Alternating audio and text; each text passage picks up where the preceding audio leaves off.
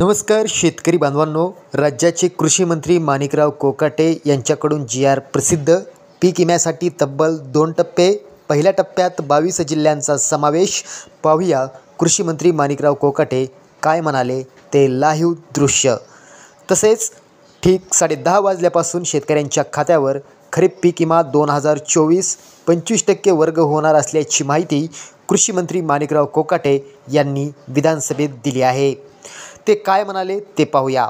राज्य शासनाने सन 2024मध्ये शेती पिकांच्या नुकसानीसाठी पंचनामे करण्याचे आदेश दिले होते. कारण सप्टेंबर महिन्यात मोठ्या प्रमाणात पाऊस झाल्याने शेतकऱ्यांचं 80 ते 85% नुकसान झाल्याने राज्य शासनाने तात्काळ पंचनामे करण्याचे आदेश दिले होते.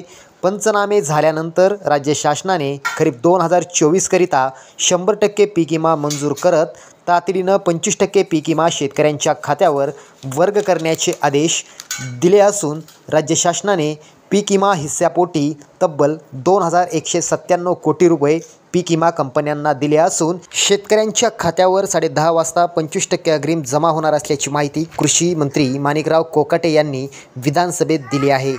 तसंच कोणत्या जिल्ह्यातील शेतकऱ्यांच्या खात्यावर ही रक्कम वर्ग केली जाणार आहे ती माहिती पुढील प्रमाणे. बघा, पहिलाच जिल्हा आहे छत्रपती संभाजीनगर, गडचिरोली, भंडारा, कोल्हापूर, सांगली, धुळे, अकोला, वर्धा, यवतमाळ, वाशिम, पुणे, अमरावती, नागपूर, बुलढाणा, हिंगोली, धाराशिव, परभणी, बीड, नांदेड, जालना आणि नंदुरबार या जिल्ह्यातील शेतकऱ्यांच्या खात्यावर 25% अग्रिम सोमवारी 10:30 वाजता जमा केली जाणार आहे, अशी माहिती कृषी मंत्री माणिकराव कोकाटे यांनी विधानसभेत दिलेली आहे. दुसऱ्या टप्प्यातील जिल्ह्यांची यादी लवकरच या ठिकाणी येणार असल्याची माहिती देखील कृषी मंत्री यांनी दिलेली आहे. व्हिडिओ आवडला असेल तर शेअर करा. धन्यवाद.